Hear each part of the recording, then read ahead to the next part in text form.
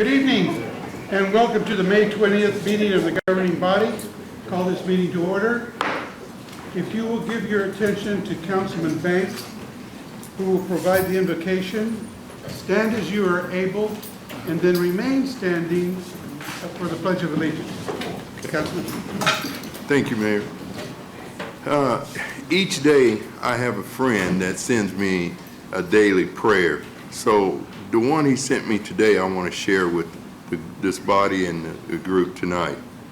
Lord, guide me through this day with your wisdom. Help us to make wise decisions in every decision that we face. Lead us with your love so that our actions reflect your grace and kindness in all that we do. Amen. I pledge allegiance to the flag of the United States of America and to the republic for which it stands, one nation, under God, indivisible, with liberty and justice for all.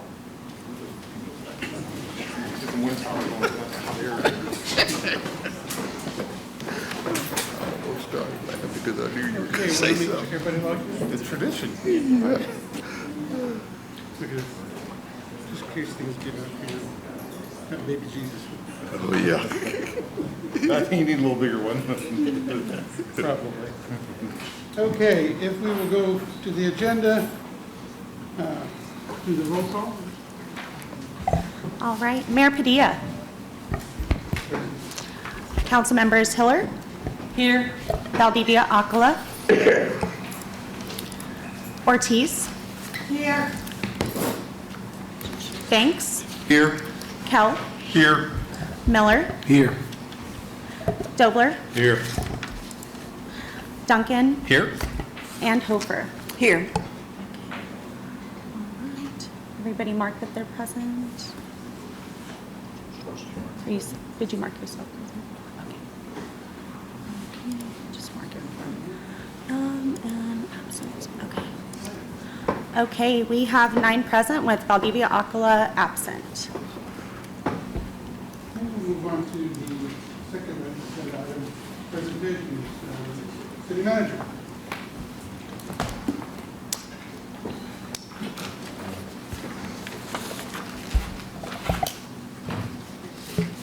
Thank you, Mayor, members of the governing body. I would ask that Kurt Young lead us through this item.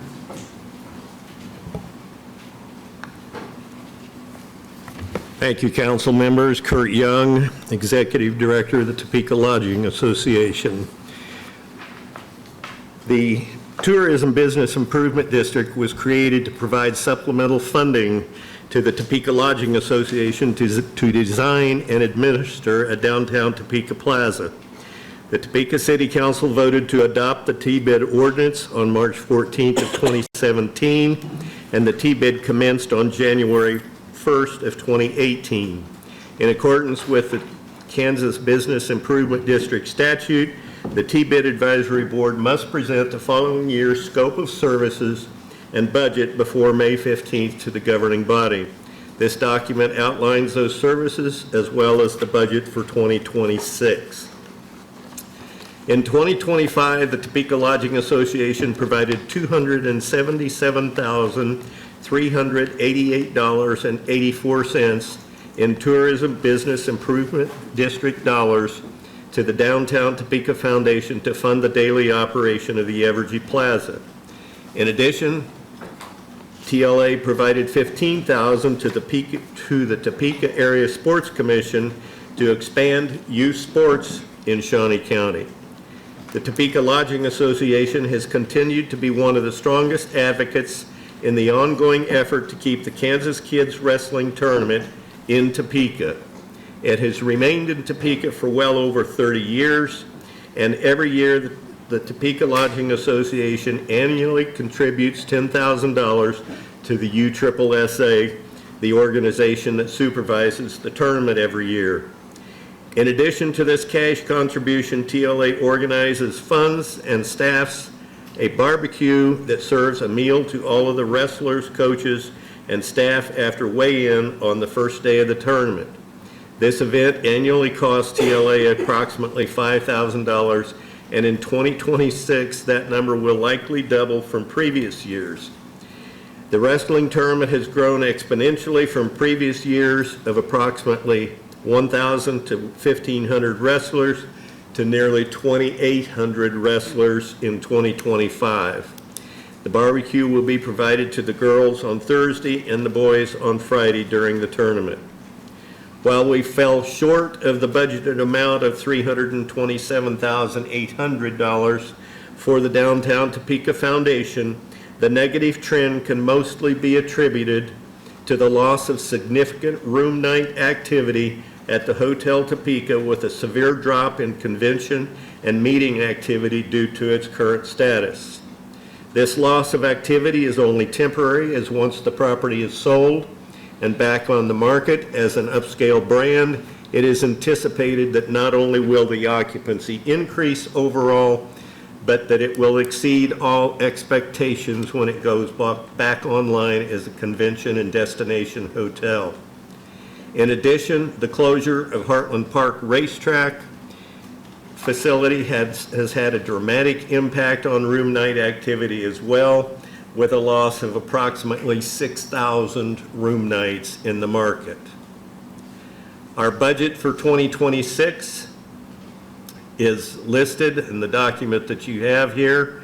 For the sake of the folks that don't have this document, I'll tell you that we've budgeted for the Downtown Topeka Foundation, $286,825 to the Downtown Topeka Foundation, $7,000 for city administration, approximately $31,000, it's actually $30,975 for TLA administration.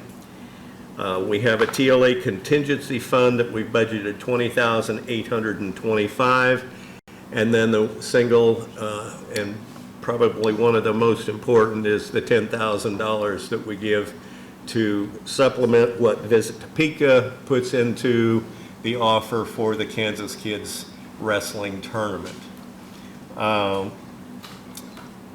The fee methodology that we're proposing is a continuation of what it's been since its inception in 2017, of $1 on each qualifying room sold in all of the qualifying lodging properties within the T-bid district.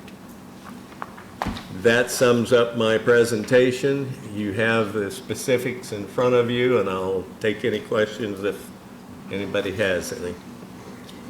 Thank you, Kurt. Questions for Mr. Young? Councilwoman Miller. Thank you, Mayor. No questions. Kurt, you've done such a good job for us and for the organization that you've both supported and led all these years. Thank you. You're welcome. Deputy Mayor. I know Kurt brought up the Kansas Kids Wrestling, and I'm not sure who else has been there, but that arena gets packed during that. I've worked it the last 2 years, and that brings in a lot of taxes to the hotels, through food, through a lot of things that are going on in town at that moment. And that, like I said, that they don't just use the main arena, they use the side arena also. And that place gets packed, it gets rowdy, it gets fun. And so if you ever get a chance, you should go actually watch it and see. We just re-upped it, I think, 5 years? So it's a great event, and anything that we have going on with that, we should definitely encourage support in some way to it. Thank you. I would offer two comments. If you want to get a real buzz, come and help us on the day that we serve the barbecue to 3,000 kids. I look at my schedule. You're busy that day. Thank you, Kurt. I appreciate that. All right. Okay, we'll move on to the consent agenda. Madam Clerk. A is a resolution filing civil suit for damages in Shawnee County District Court. And then we also have the minutes of the regular meeting of May 13th, 2025, and there are no applications. Okay. We've heard the consent agenda is read. Is there a motion from the body? A motion to approve by Councilman Miller, second by Deputy Mayor, and we're ready to vote.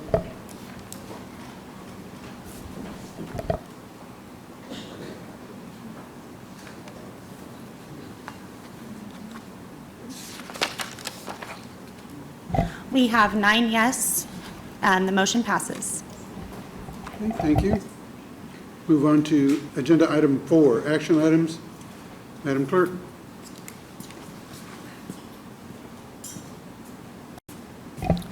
A is an ordinance for the EMS Unlimited Franchise Agreement, introduced by City Manager Dr. Robert M. Perez, providing for a non-exclusive franchise to Event Medical Solutions Unlimited LLC to operate an ambulance service within the city of Topeka until December 31st, 2026. Mr. City Manager. Thank you. Mayor and members of the governing body, Amanda Stanley, our city attorney, will lead us through this item. Thank you, Mr. City Manager. We went over this last week with the owner of EMS Unlimited. He was here today. They do a transport business in the city of Topeka, and this franchise would allow them to operate legally inside city limits. Okay. We've heard this item read. We did have some discussion previously. Is there a motion from the body? Motion to approve by Councilman Dobler. Good deal. Seconded by Councilman Miller. You ready to vote?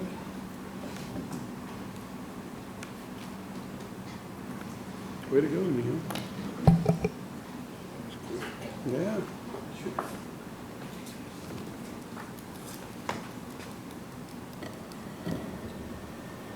All right, we have 9 yes, the motion carries. Thank you. Action item 4B. Madam Clerk. B is an ordinance introduced by City Manager Dr. Robert M. Perez, amending the district map referred to and made part of the zoning ordinances by Section 1850-050 of the Topeka Municipal Code on property located along the east side of Southeast Fremont, lying between Southeast 29th and Southeast 31st Streets, containing 14.9 acres from PUD, Planned Unit Development Multiple Family Dwellings, R1 Single Family Dwelling District, and M3 Multiple Family Dwelling District, all to PUD Planned Unit Development, M2 Multiple Dwelling District, and C2 Community Center and Neighborhood Retail Commercial Uses. City Manager. Thank you. Mayor and members of the governing body, Dan Warner, our Planning Division Director, will lead us through this item. Dan? Thank you, Mayor. Thank you, City Manager. It's my pleasure to bring this project forward for your review tonight. So the purpose of the PUD zoning is to accommodate a two-phase development on this property of multifamily dwellings, community center, and commercial uses. The first phase of the project, which is the most germane issue here, is a 176-unit mix of 1, 2, and 3-bedroom apartment buildings. The project is consistent with the Highcrest Neighborhood Plan and also the citywide housing market study and strategy. The project is slated to be affordable housing, and the applicant has applied for low-income housing tax credits. The applicant held a neighborhood information meeting. Planning Commission considered the item and unanimously recommended approval. Staff recommends approval as well. Be happy to answer any questions. Any questions for Dan? Okay. Councilwoman Ortiz. I don't know whether to raise my hand or push the button or stand up or whatever, but thank you, Mr. Mayor. I raised my iPad. I don't have any questions. I just have a few comments. I'd like to thank Cent for putting this together, this master plan.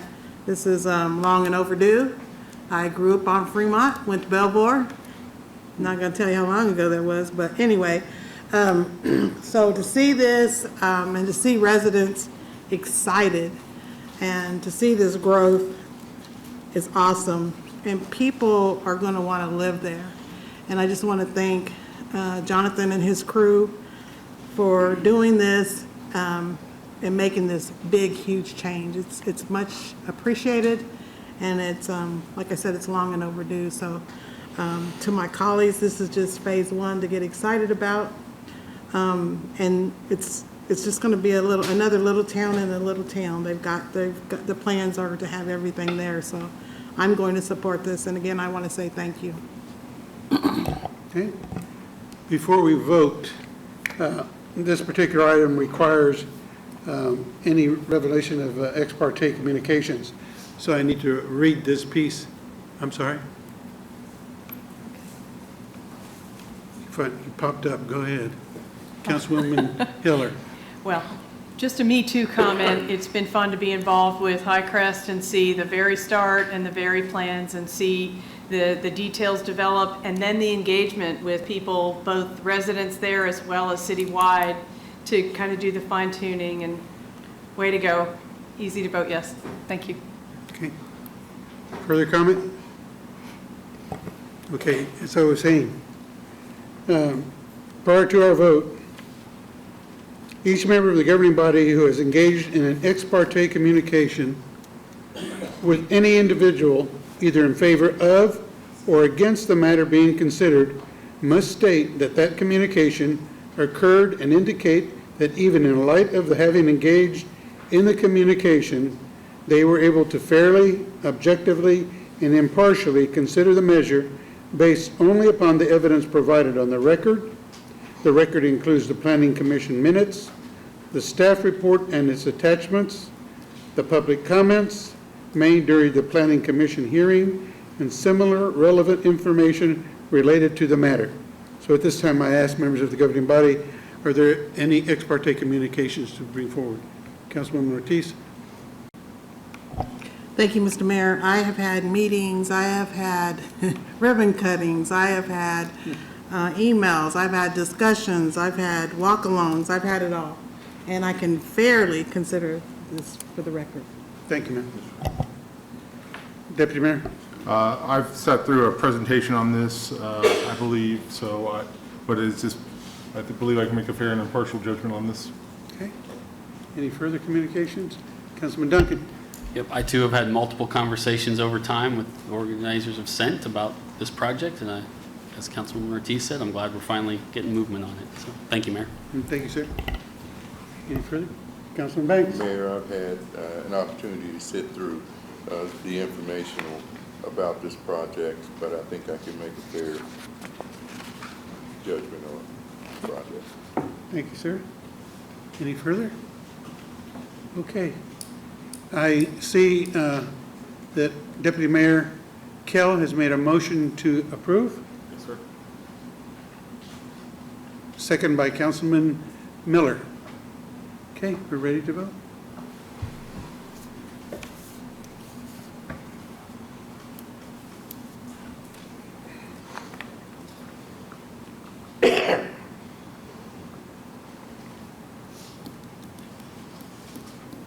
We have 9 yes, the motion carries. Thank you for the vote. And I'll add to the comments that have been made. The change that has happened over the last, probably 6 to 8 years has been really phenomenal with the leadership from Pastor Sublette and the members of his Scent organization.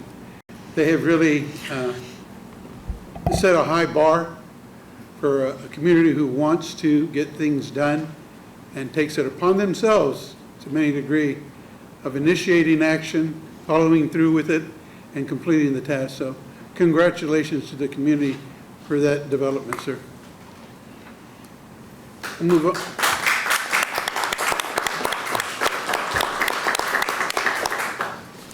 Move on to action item C. Madam Clerk.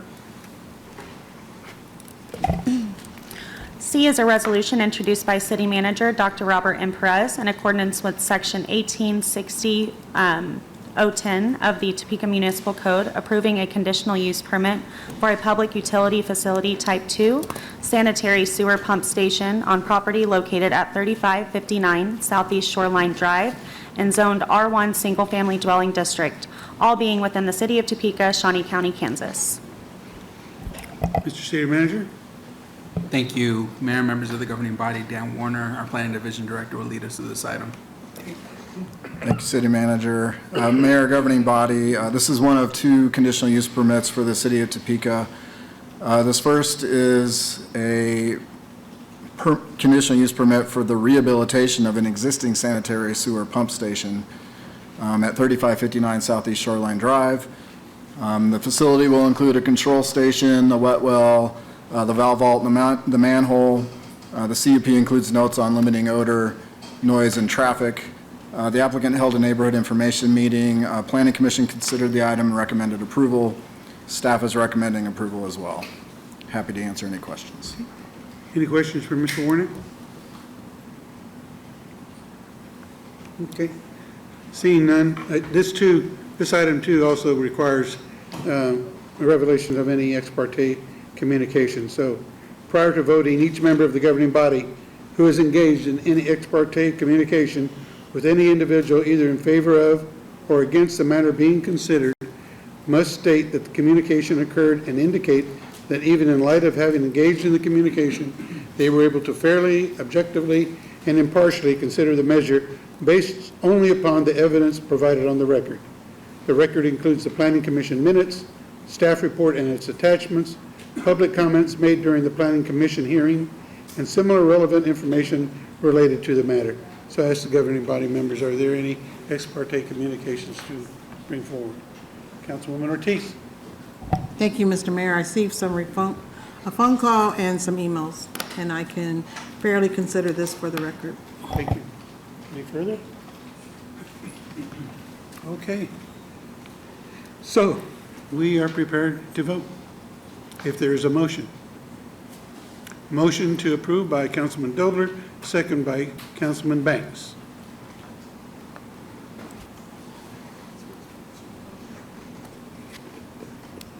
Dobler's quick on this.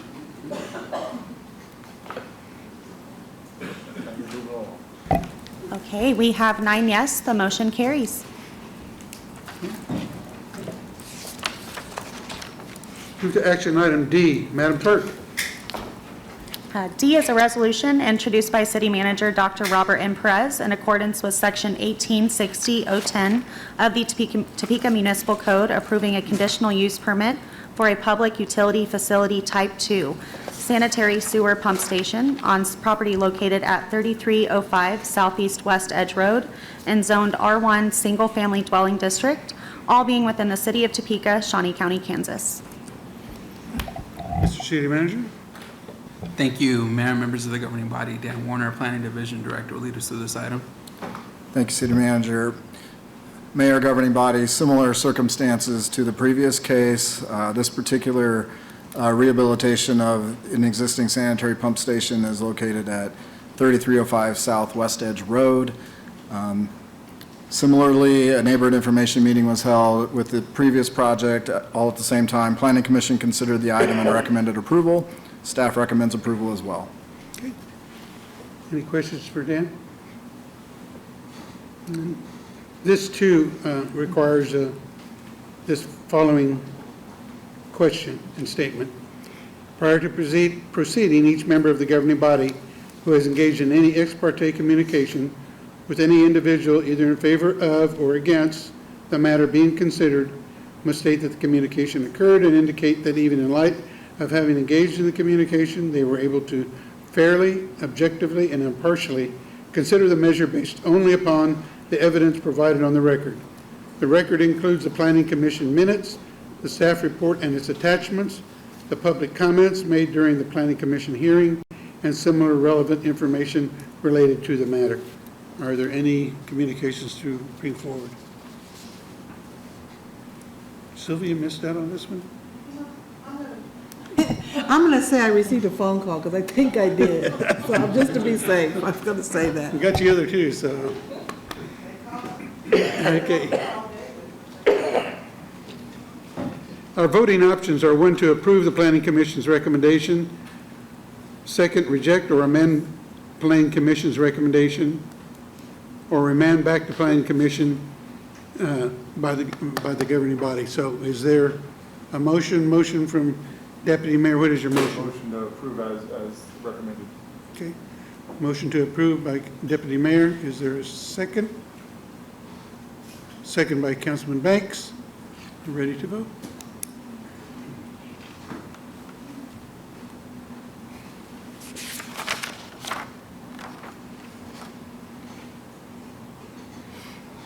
We have 9 yes, the motion carries. Thank you. Action item E, Madam Clerk. E is an ordinance introduced by City Manager Dr. Robert M. Perez, amending the district map referred to and made part of a zoning ordinances by Section 1850-050 of the Topeka Municipal Code on property located at 2030 Southeast 41st Street from R1 Single Family Dwelling District to PUD Planned Unit Development, allowing seasonal sale of fireworks in addition to uses permitted by the standards of R1 zoning. City Manager. Thank you, Mayor and members of the governing body. Dan Warner, Planning Division Director, will lead us through this item. Thank you, City Manager. So this case is specifically a rezoning to a PUD district, Planned Unit Development District, to allow seasonal sales of fireworks on the property. The property will retain its current R1 zoning standards, so that will still apply. What we're adding with this rezoning is a specific use, commercial use only of seasonal sale of fireworks. So the location of the project is a 2-acre site at 2030 Southeast 41st. The applicant wishes to sell fireworks around the 4th of July. The development code doesn't have provisions currently for seasonal sale or seasonal sales, seasonal activities, or temporary activities, however you want to call it. So the avenue here is to rezone this property and just have this one particular commercial use allowed, because we only allow seasonal sales on commercial properties. So since it's zoned R1, that's why we needed the rezoning. Applicant held a neighborhood information meeting. Planning Commission considered the item, recommended approval. Staff recommends approval as well. Okay, I see a question from Councilman Duncan.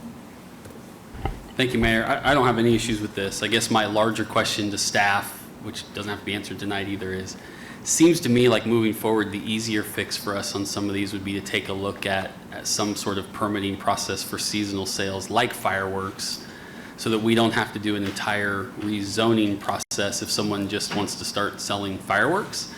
So just something to consider. Seems like they had to go through a lot when really they just want to put up a tent for a week, a year, and sell some fireworks. So just something for us to think about to save staff time and make it easier for folks for quote-unquote seasonal sales. I don't know what all that will entail, but I'll put it out in the ether and I'll make a note and we can follow up on it later. So thank you. Councilman Banks. Thank you, Mayor. When I first started on the council, I can remember visiting with the pastor at this particular site, and I wonder why it took us so long to come up with an idea that would accommodate what the pastor was trying to do for, maintaining his church. So, Dan, do you know why now we decided that this is the direction that we take?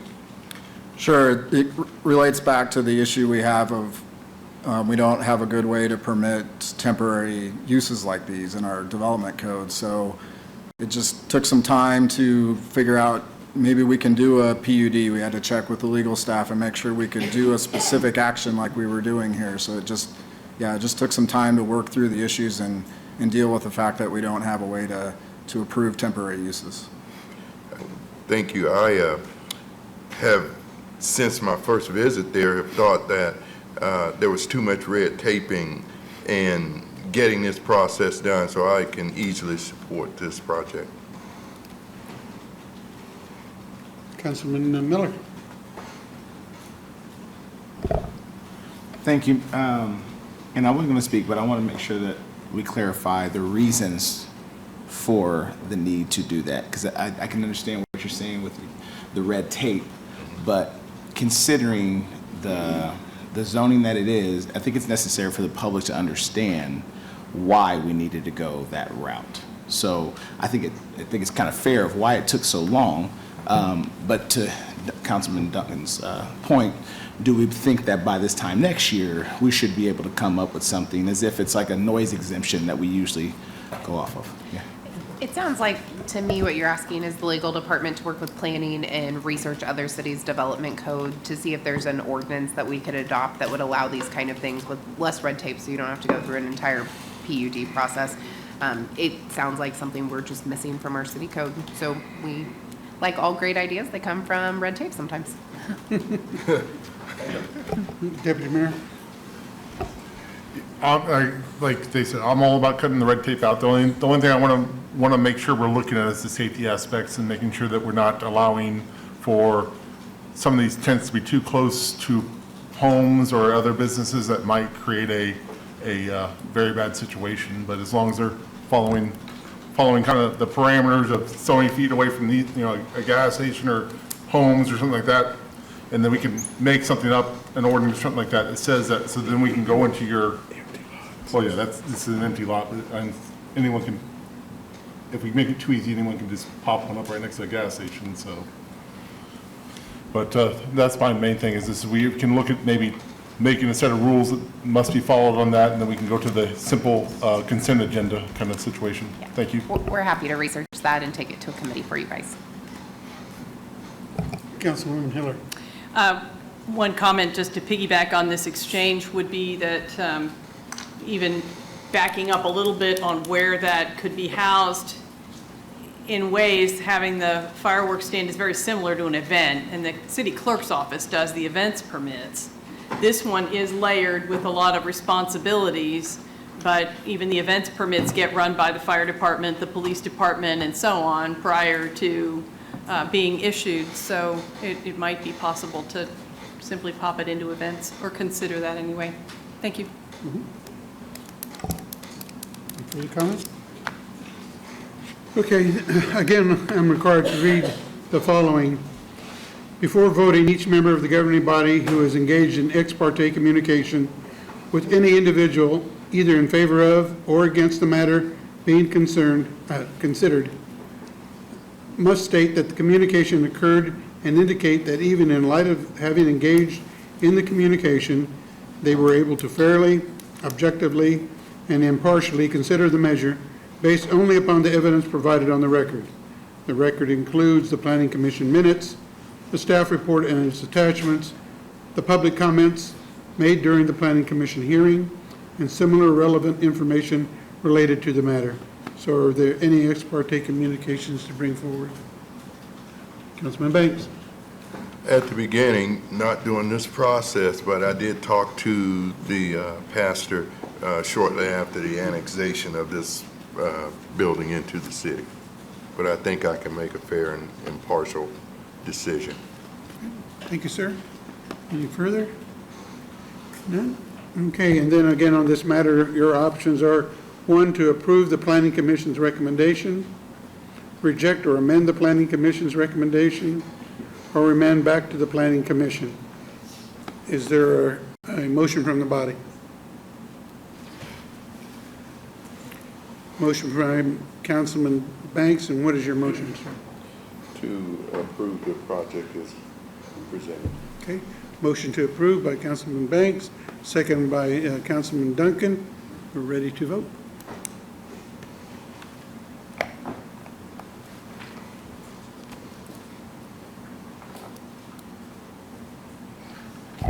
We have 9 yes, the motion carries. Thank you. Madam Clerk, action item F. Item 4F Thank you, is Dan. Sorry. No, you're good. Item 4F is the resolution requesting additional funding for Hotel Topeka. We ask that this be withdrawn from the agenda by City Manager Perez and placed on June 3rd, 2025 governing body meeting agenda. Okay. Is there anything you wish to, okay. Move on then to action item G. Madam Clerk. Oh, gosh.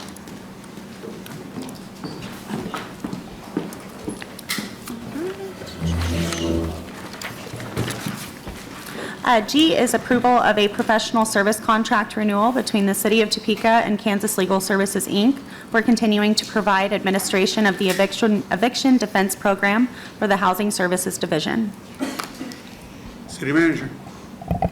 Thank you, Mayor, members of the governing body. Randon Freeman, our Planning and Development Director, and Carrie Higgins, our Housing Division Director, will lead us through this item. Thank you, City Manager, Mayor, Governing Body. So we're here tonight to carry forward action on the discussion that we had at last week's council meeting. KLS has run their first year of their program from May of 2024 through April of 2025, and we are here seeking renewal of their contract. I did provide some additional information that was requested. I believe it was more reflecting on what kind of service was provided to Topeka-based tenants before the contract in comparison to during the contract period with KLS. So sent that out, and then I've got some attachments that are printed here if you weren't able to see those, and be happy to answer any questions. Okay. Any questions for Rhiannon or Carrie? Councilwoman Hiller. Thank you, Mayor. I want to thank Nick and staff from KLS as well as our housing staff here. I did have questions on one. I co-lead changing our cultural property maintenance, and we had quite some ownership over this developing, and this is coming a day ahead of our next meeting where we were going to talk about our safety net, so we had to jump through some hoops. Appreciate the answers, though, because our intent in supporting the dollars a year ago was to not to replace funding, but to expand availability of services as needed. And I talked to Nick a little bit right as we came in. The only thing I'm concerned about at this point is that there was a comment in that new summary document that said we hope there would be more cases covered. And I understand where it's coming from, and they want the availability if cases do go to court, but it's an opportunity to reiterate that our goal in changing our cultural property maintenance is that they never get filed. Yet the council and the comfort is needed. We're also going to talk tomorrow in the committee meeting about the fact that we also want to build in some more education. KLS has offered that. They did some before. HCCI has as well. So the idea of preventing these things from getting out of hand is our top priority. But this backup and the work that KLS has done has been very helpful. So thank you. Further comments or questions? Is there a motion from the body? I have a motion, Madam Councilwoman Hiller. What's your motion? To approve? Oh, I'm Miller. Sorry, I read down below. Okay, motion to approve by Councilman Miller. Is there a second? Second by Councilwoman Hiller. Okay, now we're ready to vote.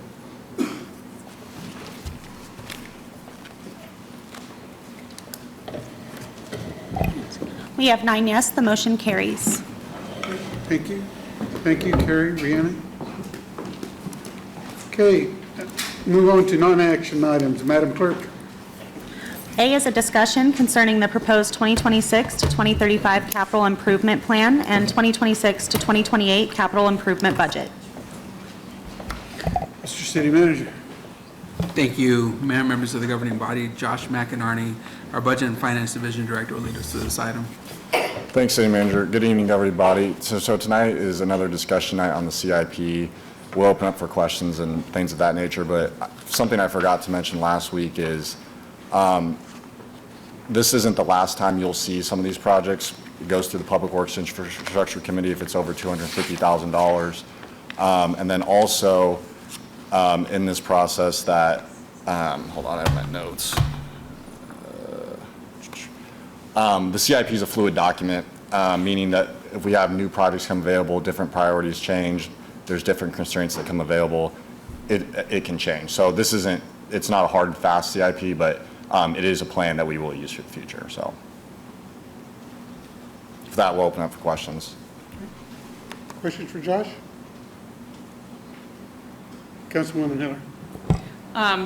To your points, Josh, and maybe we're saying the same thing, but I certainly hope that by the time we get ready to vote on this, which is, I think you're hoping will come up soon, that we trim the overall costs, including bonding, as much as we can, and also that any projects which are what I would call the bucket projects, where there's a fixed amount of money that's being budgeted each year for it, that we at least have the projects that are anticipated for the upcoming year itemized, because we got way behind in the past because they weren't. And what happened was that the projects didn't get decided until spring, they didn't get bid till summer, and the money didn't get spent. The project yes, the money didn't get spent, but more importantly, the projects didn't get done. And so I do hope that in every one of, again, there's a better name for it than bucket projects. Yeah, so I think what But, you're referring to is like the programmatic funds, so like the alley program, the pavement management program. I think we sent some information out already, but we can resend that to the body. Just for us all to double check Yep. that it's clear. One of the reasons public health and safety, or not public health and safety, that we even created the Public Infrastructure Committee was because this had gotten so out of hand. If they're specifically already adopted in the CIP mid-year, then we shouldn't have to worry too much about them moving forward because that should be close enough. One of the recommendations, at least I've heard on more than one occasion, is that we get them ready before the end of the year so that we bid them midwinter and they're ready to go. So thank you for that. Further questions? Comments? Seeing none, thank you, Josh. Okay, we move to public comment. First, we have Danielle Twemlow.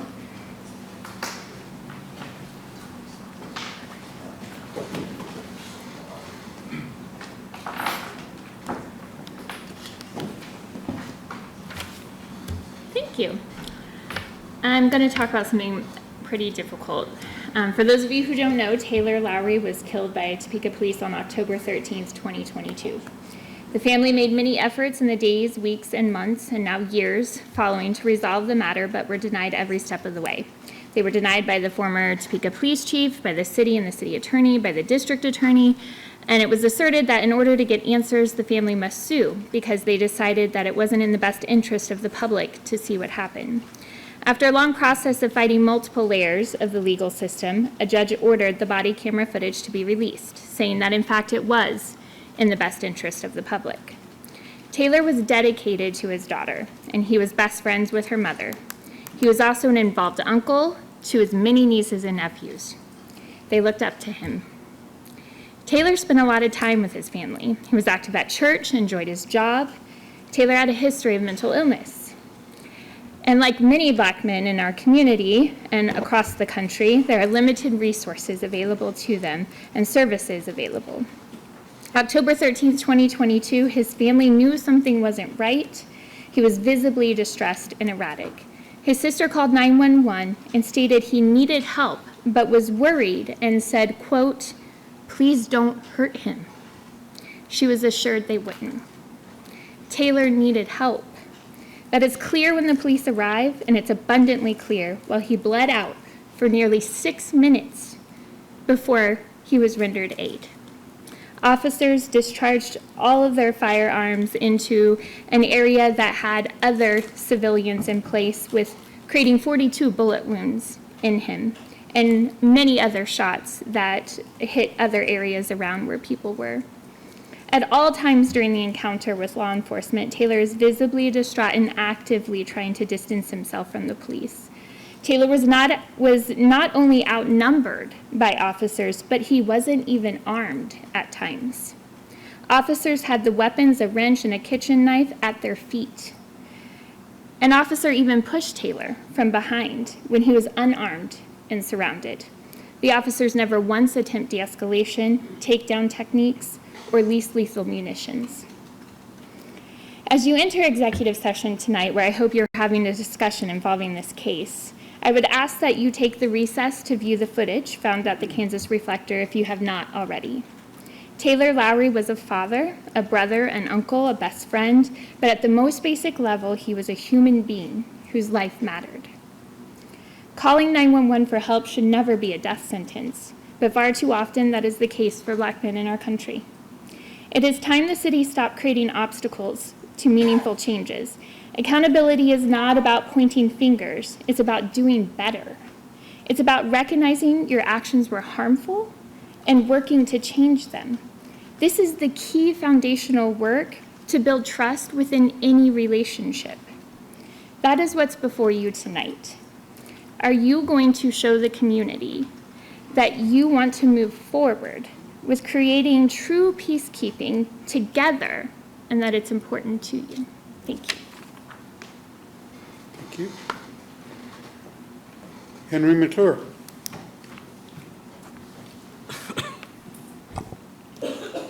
Good evening, Your Honor. How are you tonight?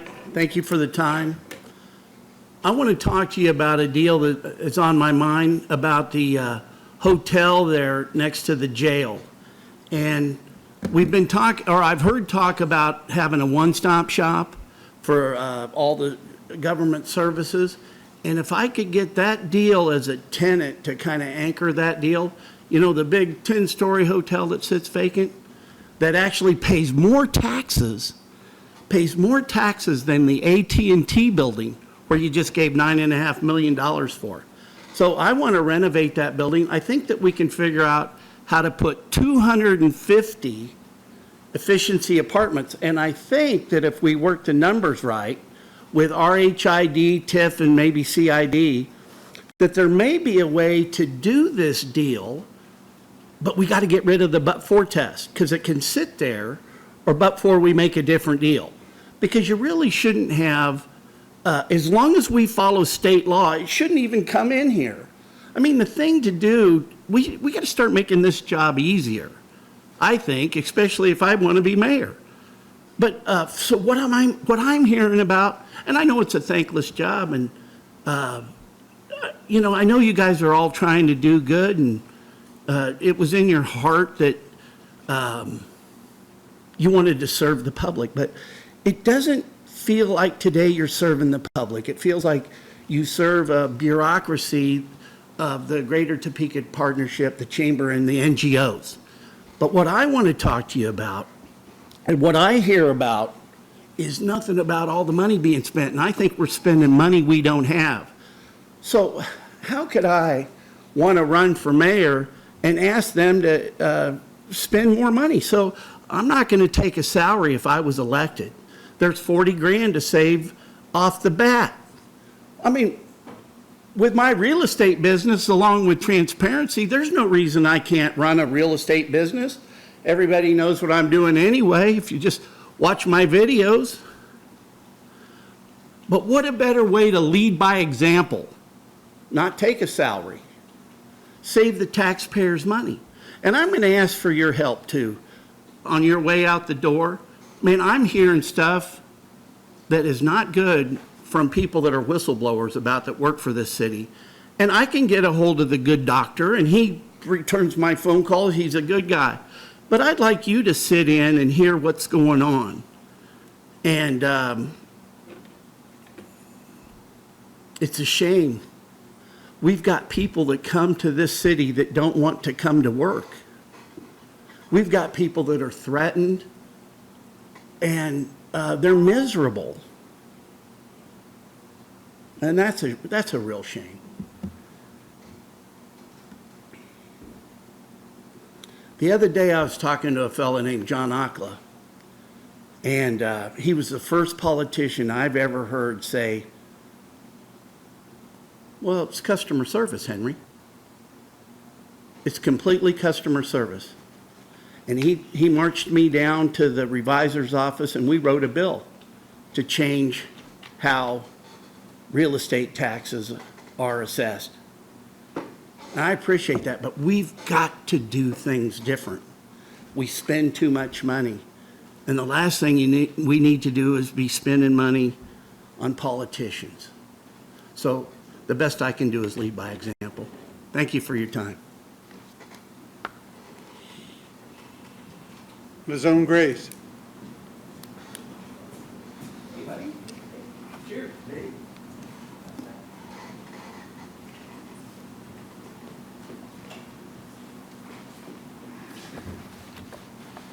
You know me and my handouts. I'll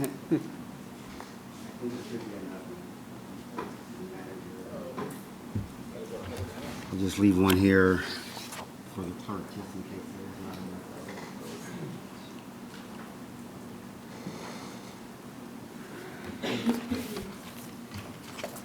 Everybody, I'll just wait a few seconds here.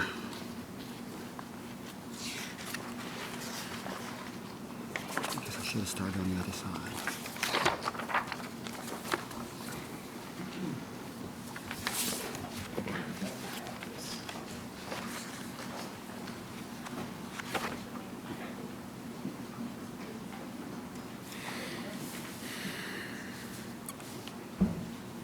Good evening, Mayor, City Council. I just want to share some information here about an opportunity. Part of this was mentioned during your last JADO meeting by Ms. Trina Goss on an opportunity here that can create jobs and training opportunities for young people here in Topeka that is paid training, work-based learning. Young people can come and work in nonprofit organizations up to from 25 to 30 hours a week with their wages being paid, as long as they are participating in some type of job training program to get them ready and prepared to go to work. There are also a variety of other services and programs, and that's what's on the first page.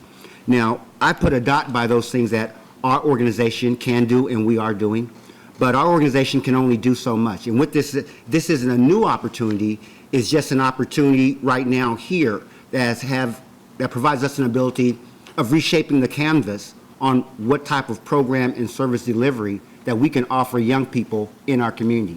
As you can see, the categories of young people that it will impact. This isn't need for city funds, county funds, or any other federal funds for that matter, state funds. So we had met, part of what Ms. Goss had mentioned at the JADO meeting, bringing some providers together, potential providers, out to the Gil Carter Center to explain this opportunity. I'm trying my best to try to find other organizations and businesses that can create a work-based learning opportunity. There's about 400 some plus hours that a young person meaning 16 to 24, can work in these establishments, get that training, get paid. This agency covers the workman's comp, and they cut the check to the individual.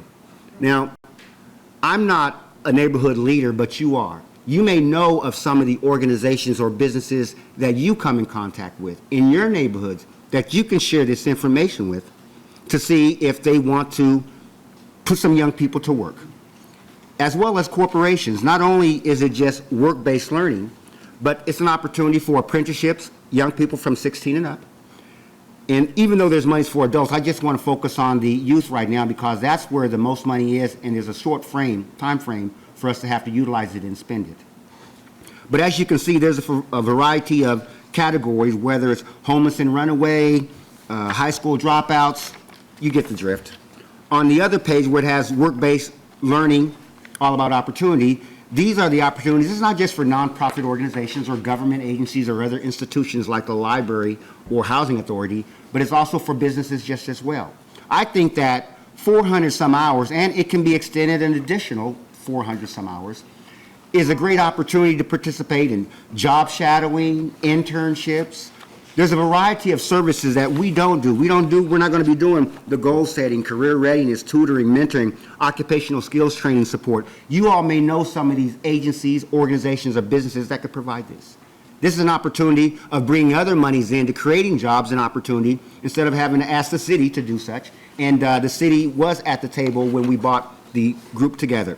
The agency, Kansas Workforce One, they're over the pot, and they're not here. So they're looking for organizations and people who know who's here, who know how to coordinate. And then I also added the contact information on a sheet so that you don't have to go through me to find out who to contact. Here's the people to contact. I would say call Life Skills Connection. You know, they will be able to come and look at your organization, look at your site, see what your needs are, and then you can start referring some young people that you come in contact with to them, and they will link them with your program. And this is year-round, not just summer. Would you like more time, Liza? No, I think I said enough. Thank you, Liza. Just don't let me down. I need y'all to find some organizations to put these young people to work.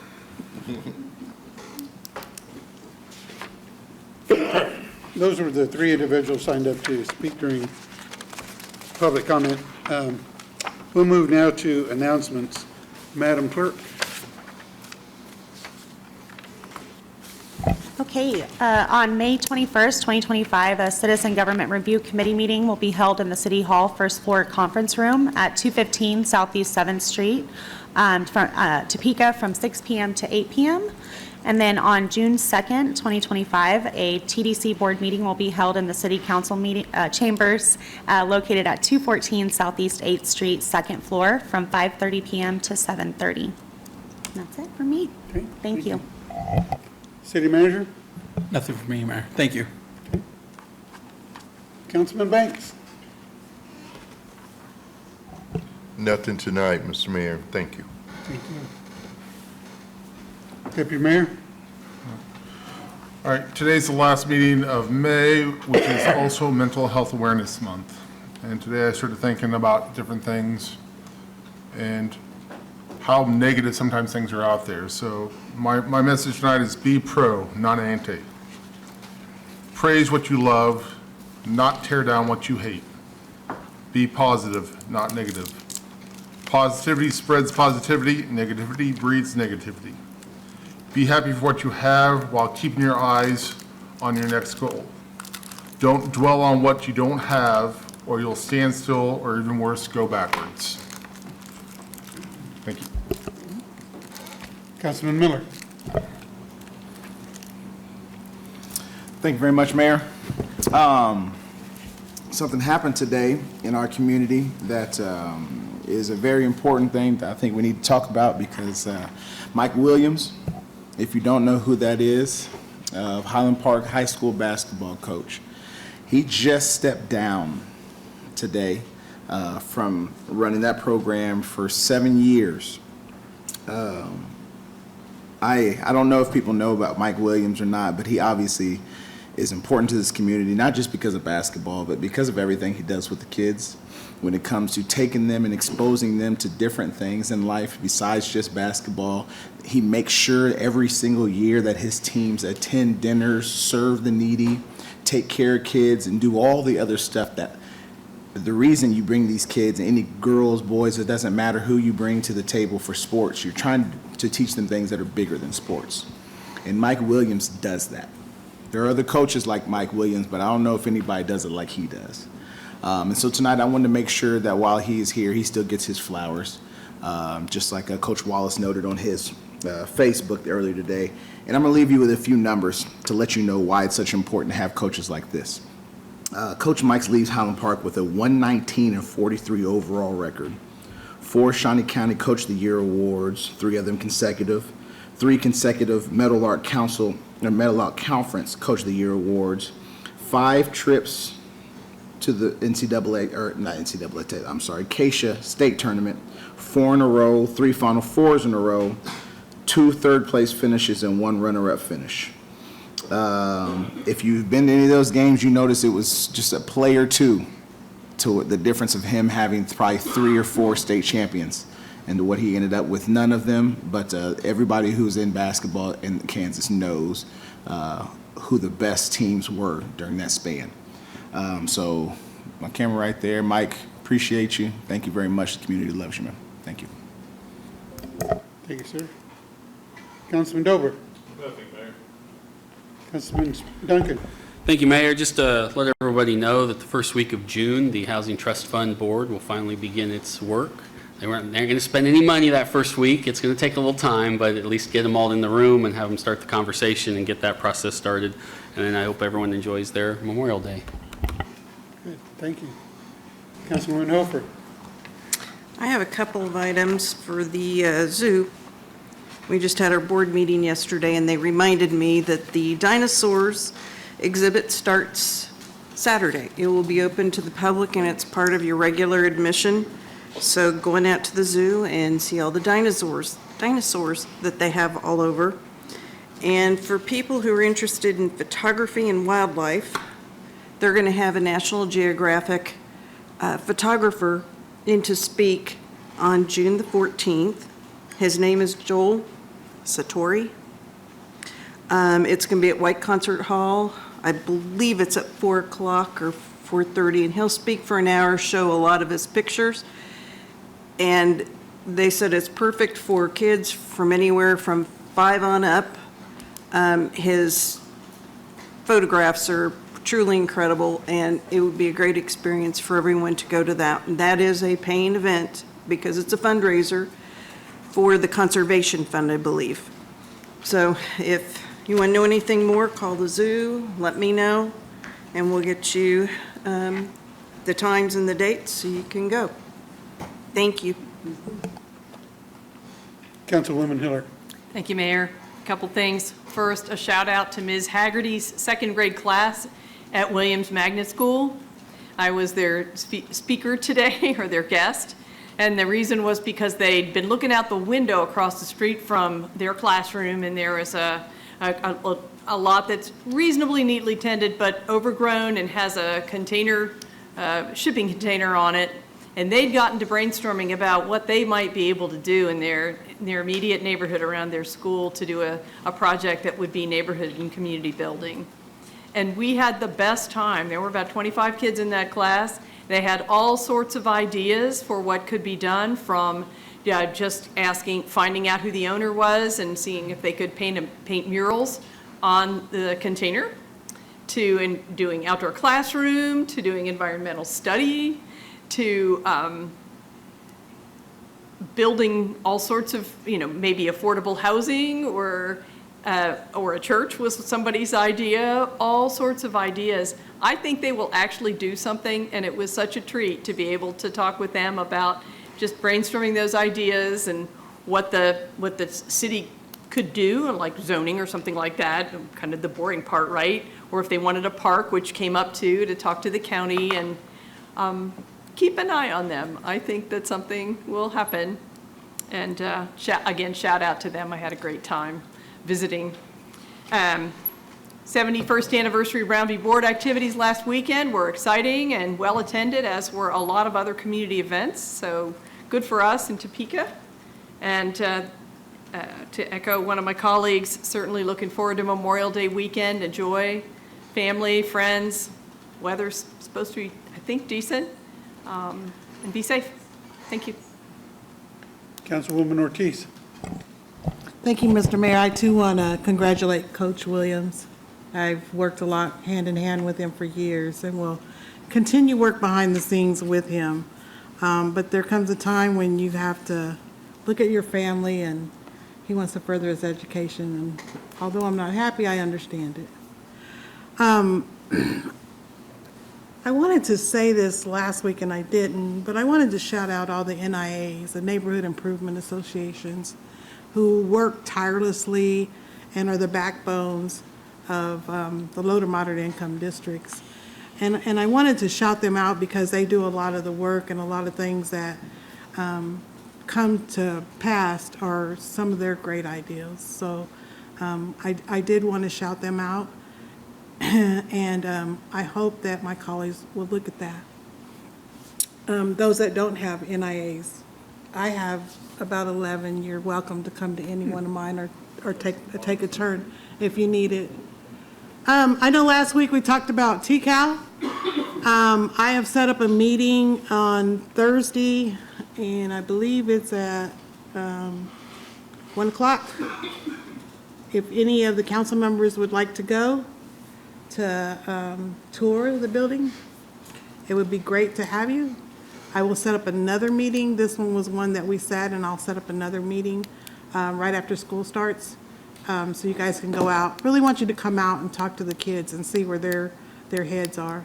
But I'll send that email invitation as well, so you can get a feel for what they do and the kids that are there, and how excited they are about the TCAL program with the police department.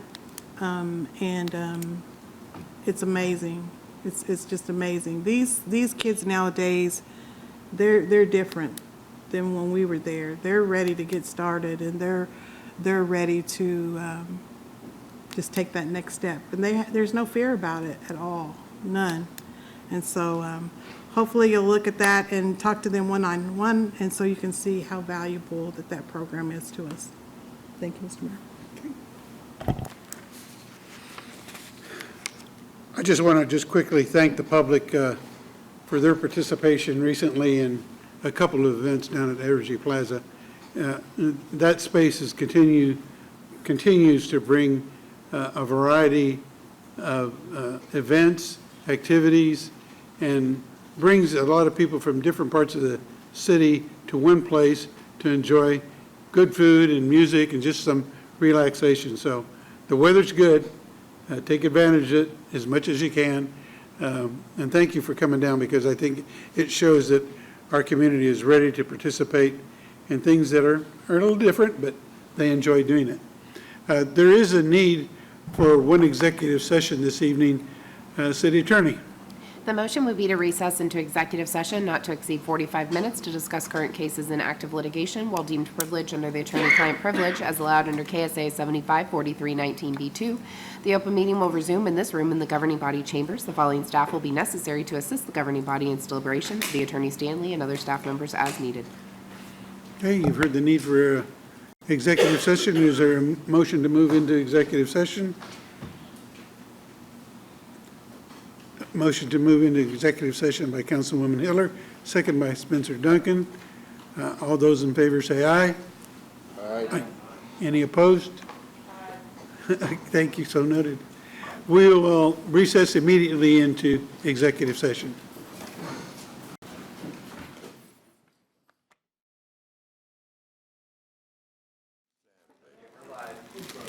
Okay, we're live. Okay, thank you. We've concluded our discussions under executive session. No action has been taken. There being no further action come before this body, the meeting is concluded. What? Adjourned, thank you. I couldn't think of the word.